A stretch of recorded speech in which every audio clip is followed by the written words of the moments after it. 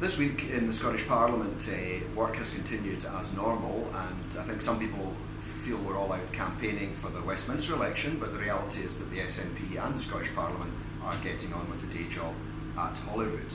And one of the things we were looking at this week on the Rural Committee was Scottish food and drink, and that's been a real success story. Currently the turnover of that sector is something like £14.4 billion,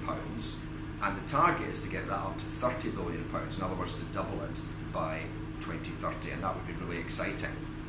But of course there are some shadows on the horizon, and one of these is Brexit. We need, if we're going to grow the sector, we need workers from the rest of Europe to come in and be able to freely come in, be that process the fish, pick the fruit, or all the other areas round about, beer, whisky, fish, farming, butter, milk, meat, all of these things that Scotland produces at a really quality level. So there was concern expressed that if Scotland doesn't get a special deal at the Brexit negotiations, then our industry, our exports, our turnover are going to be seriously hampered. And that ties in quite well with the general election that's coming up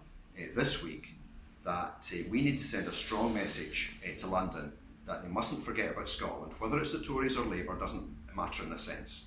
Neither of them normally cares about Scotland, and so we have to send many SNP,